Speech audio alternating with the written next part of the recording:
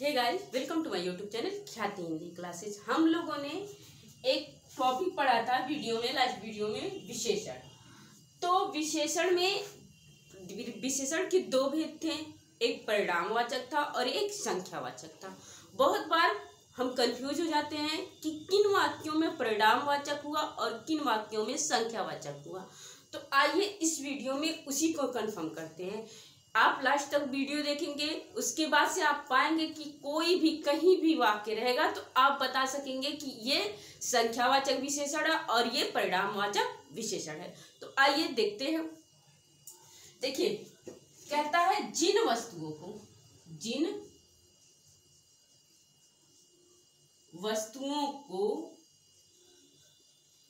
हम गिन सकें, जिनको हम काउंट कर सकें, गिन सकें, उन शब्दों का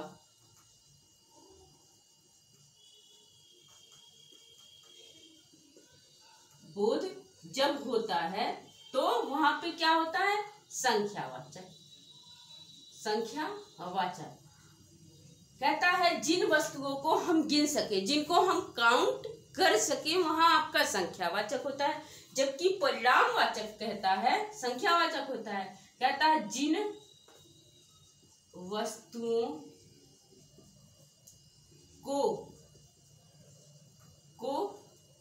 हम माप तौल कर सके, इनका परिणाम बताने वाले, इनका परिमाण बताने वाले शब्द जो होंगे ये क्या हो जाएंगे? परिमाणवाचक। अब तो आपको स्पष्ट हो गया होगा कि जिनको हम काउंट कर सके, जिनको हम गिन सके, वो क्या हो जाएंगे? संख्यावाचक। चाहे निश्चित होगा चाहे अनिश्चित होगा। मतलब अगर हम कह दिए कुछ लोग बाहर खड़े हैं तो आप वहां जाएंगे, उनको काउंट कर लेंगे। हम कह दिए कुछ थोड़ी चीनी दूध में, थोड़ी चीनी चाय में डाली गई। अब उसी थोड़ी चीनी को हम काउंट तो नहीं कर सकते, लेकिन उसको माप तौल सकते हैं कि 10 ग्राम था, 20 ग्राम था, 25 ग्राम था। ठीक है।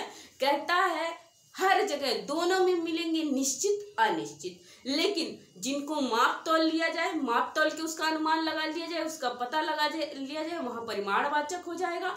और जहां आप काउंट कर सके, 1 2 3 4 5 कर सके, काउंट कर सके, वहां पे आपका क्या हो जाएगा? संख्यावाचक हो जाएगा। तो आइए उदाहरण देख लिया जाता है। 5 पेड़ बागीचे में लगे। ठीक है। अब कहता है दुकानदार ने 3 किलो चीनी तौली, 3 किलो चीनी दी। ठीक है। और फिर और उदाहरण देखिए।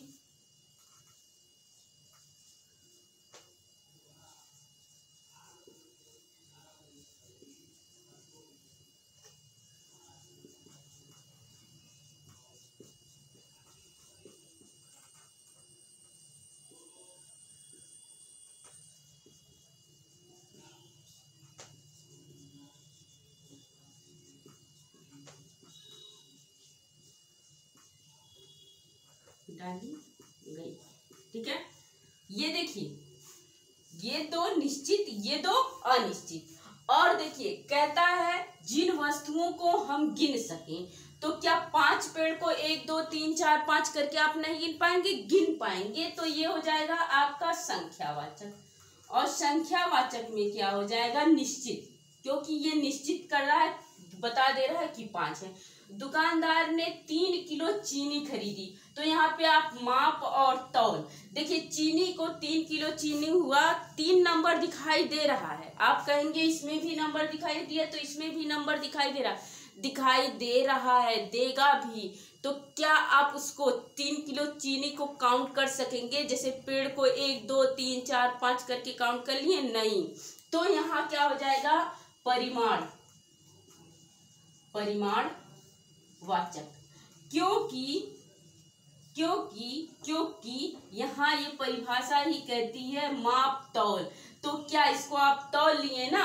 मापना मीन्स 2 मीटर, 4 मीटर, 5 मीटर, 2 गज, 4 गज, 6 गज, ये सारे आ जाएंगे, तो ये माप हो जाएगा। और तौल लिए। देखिए आप लोगों के मन के अंदर प्रश्न बनेगा कि यहाँ 5 है, यहाँ 3 है, तो यहाँ क्यों संख्यावाचक हुआ, क्यों परिमाणवाचक यहाँ हो जा रहा है? तो क्योंकि यहाँ पैमाना दिया हुआ है।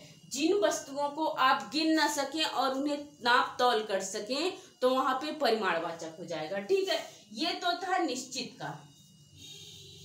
निश्चित परिमाणवाचक और निश्चित संख्यावाचक।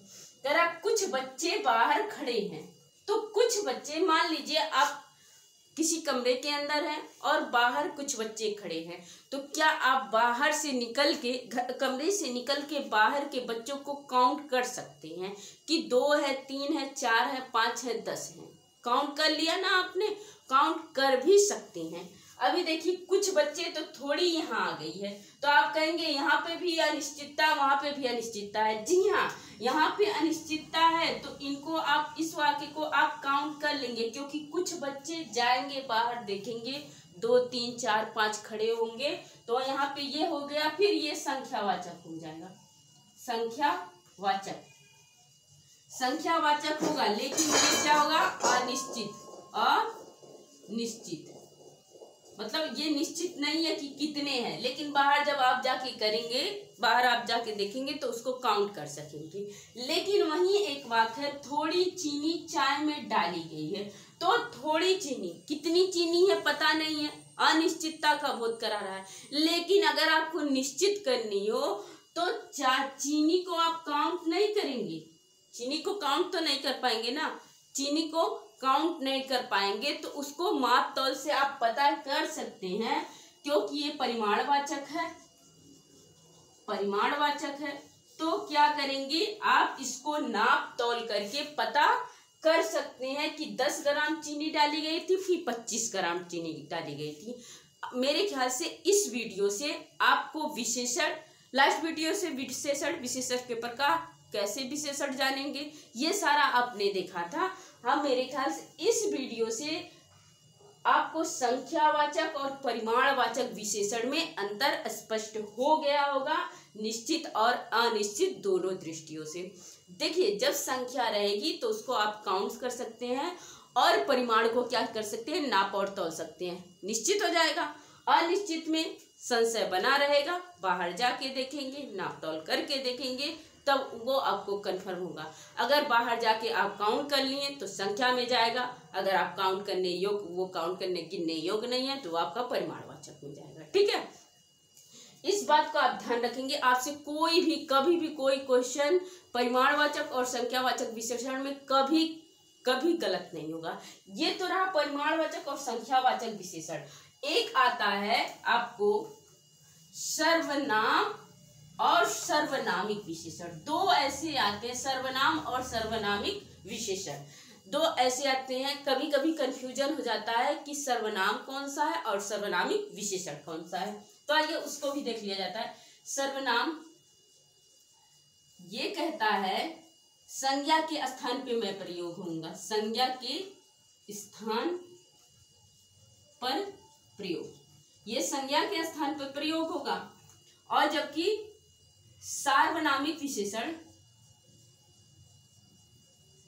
जो सार्वनामिक विशेषण होगा, सार्वनामिक विशेषण ये जो होगा ये संज्ञा के साथ आएगा,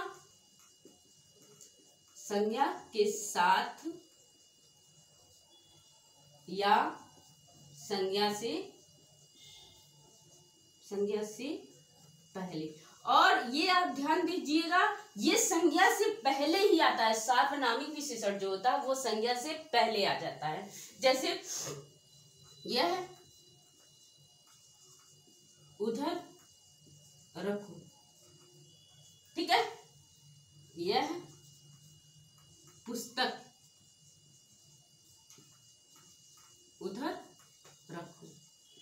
देख लीजिए, सर्वनाम ये भी और सर्वनाम ये भी।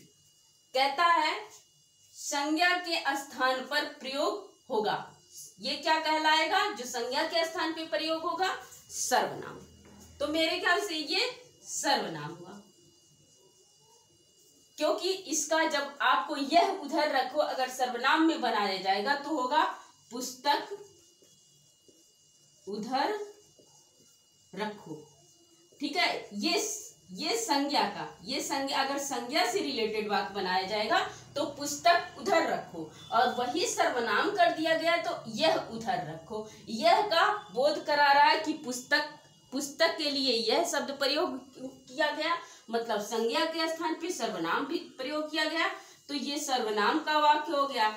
जबकि यह पुस्तक उधर रखो, तो सर्वनामिक विशेषण की परिभाषा क्या कहती है? संज्ञा के साथ हो या संज्ञा से पहले हो, जो सर्वनाम। यहां बढ़ा लीजिए, जो सर्वनाम। देखिए, तो संज्ञा क्या है? पुस्तक है, और उसके पहले क्या आया? सर्वनाम का शब्द आया है, तो ये क्या हो जाएगा? सार्वनामिक विशेषण। ये क्या हो जाएगा? सार्वनामिक विशेषण, क्योंकि ये संज्ञा से पहले आया है। अब समझ में आया? कहता है सर्वनाम क्या होता है? संज्ञा के स्थान पे प्रयोग होता है। जैसे यह उधर रखो, तुम संज्ञा में बनाएंगे तो पुस्तक उधर रखो, इसी पुस्तक की जगह पे यह का प्रयोग हुआ, मतलब यह क्या हुआ? सर्वनाम हो गया। और कहता है यह पुस्तक उधर रखो, तो यह हमारा सर्वनाम है, जबकि पुस्तक क्या है? संज्ञा है। तो दूसरी परिभाषा क्या कहती है? संज्ञा के साथ आए या संज्ञा से पहले जो सर्वनाम आते हैं वो क्या हो जाएंगे? सार्वनामिक विशेषण हो जाएंगे। अब देखिए, विशेषण, संख्यावाचक विशेषण, परिमाणवाचक विशेषण, अंतर स्पष्ट हो गया। सर्वनाम क्या है, सर्वनामी विशेषण क्या है, ये भी अंतर स्पष्ट हो गया। अब हम लोग नेक्स्ट वीडियो में पढ़ेंगे प्रविशेषण किसे कहते हैं। इस वीडियो में आज इतना ही पढ़े, अगली वीडियो में हम पढ़ेंगे प्रविशेषण क्या कहते हैं और विशेषण की कितनी अवस्थाएं होती है और कैसे कैसे अवस्थाओं में परिवर्तन होता है। तो आज की वीडियो में बस इतना ही, मिलेंगे अगली वीडियो में, तब तक के लिए धन्यवाद।